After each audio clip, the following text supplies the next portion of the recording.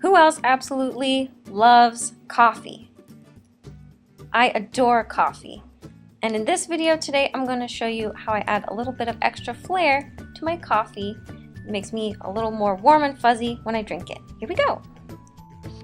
For almost nothing, you can make this adorable coffee stencil art to brighten your day and impress your guests. Start with a mug of nice warm coffee. However you make the coffee is up to you. If you have an espresso maker, that's probably the best option, but I just use my French press coffee and it still tastes really yummy. Then take some either milk, coconut milk, almond milk, whatever type of milk you would like to use. Heat it up and either froth it or blend it.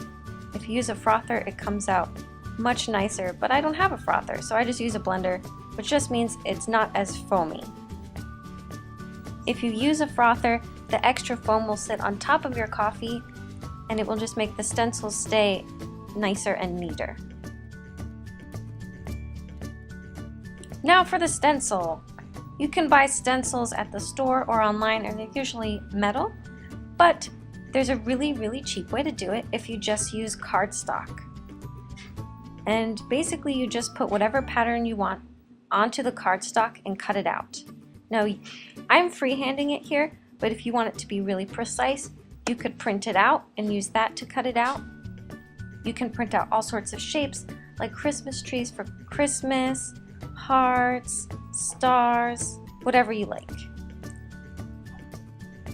Just cut out the square so that it's a little larger than the mug you're going to use, so that it can sit on top of the mug without you having to hold it in place.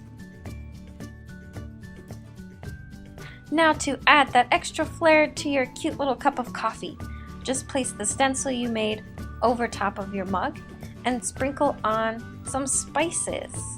I use cinnamon just because I love the taste of cinnamon. You can use nutmeg, you can use cocoa, maybe use a spice grinder and grind up some extra coffee beans over top. This is just a chance for you to get really creative with how you decorate your coffee. And of course, it tastes delicious too. As I mentioned before, using a frother will improve the results of your coffee stencil, but I just used a blender, so really you don't need to have any fancy equipment to get this, and it's just so cute.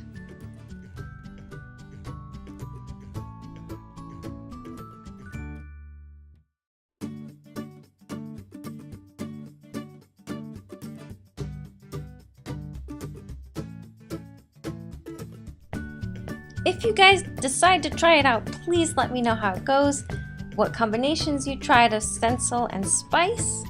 Thank you so much for watching. I hope you enjoyed it. Stay creative, my friends. If you liked it, check out my channel too.